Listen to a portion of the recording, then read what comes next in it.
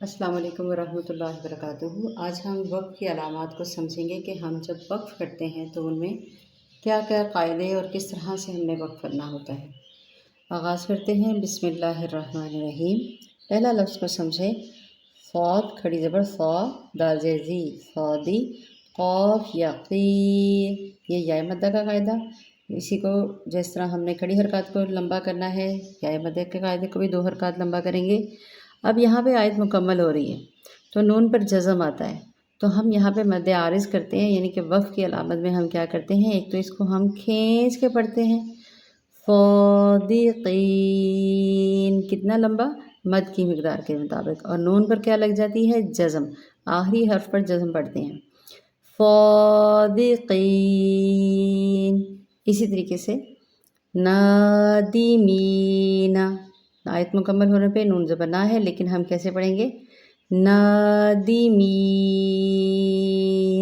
मद बड़ी का निशान का मतलब ये है कि हम आखिरी हर्फ को, आखिरी लफ्ज़ को खींच के पढ़ते हैं मद की मिक़दार के मुताबिक 3 से 4 हरकत। नादिमीन। जैसे हम सूरह फ़ातिहा में भी पढ़ते हैं मुस्तक़ीमा, मीम पर ज़बर होती है, लेकिन कैसे पढ़ते हैं हम उसको, मुस्तक़ीम। बड़ी मद को साथ या मद्दा के साथ इस तरह से इसको 3 से 4 अलिफ की मिक़दार खींचते हैं, मीम पर जज़म लगाते हैं। ये हो गया कायदा ज़बर का, ज़ेर का। तो हम वहाँ पे वक़्फ़ की सूरत में जज़म लगा के 3 से 4 हरकत लंबा खींच के पढ़ेंगे, मुस्तक़ीम। अब बात आ जाती है कि हम कहते हैं कि हा के ऊपर जज़म या ज़बर ज़ेर पेश आ गई तो हम कैसे पढ़ेंगे।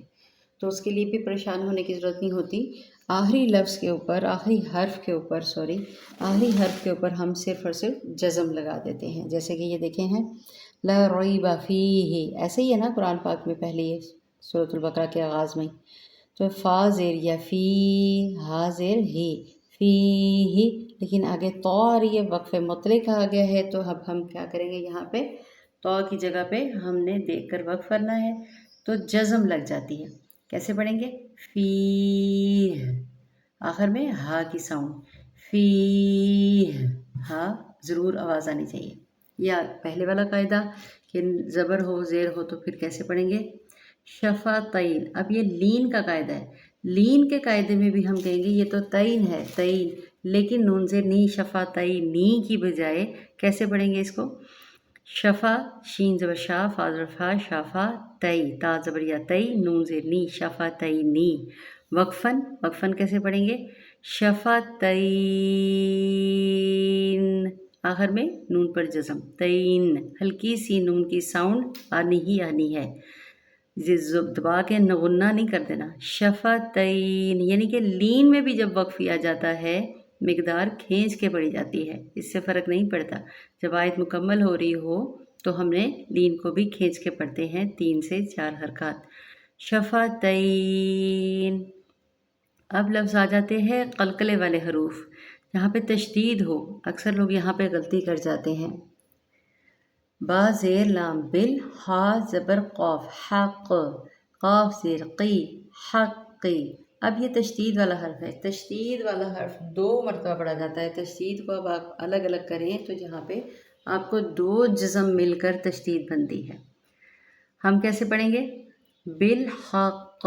अब इसको लंबा नहीं करना, ठीक है, ये याद रखें, इसको लंबा नहीं करना। इसके ऊपर क्या लगेगी, ये जज़म मैंने ऊपर बना दी गलती से, यहाँ मैंने जो तशदीद लिख दी है। तशदीद वाले हर्फ के ऊपर क्या करेंगे, हम क़लक़ला करेंगे, बिल हक़, बिल हक़, ऐसे लाम अलिफ ला और नीचे 5 लिखा हुआ है। इसका मतलब है कि कोशिश करें कि आप अगले लफ्ज़ के साथ मिलाकर ही पढ़ेंगे, लेकिन फॉर एग्ज़ाम्पल अगर वक़्फ़ करना पड़ जाए तो कैसे पढ़ेंगे, बिल हक़, बिल हक़। ये क़ायदे वक़्फ़ के लाज़मी समझें, वरना हमारा तजवीद का सिलसिला जो होता है या कुरान पढ़ने में हम वक़्फ़ की सूरतों में अक्सर जगह पे गलती कर जाते हैं। इनको समझना बेहद बेहद लाज़मी है।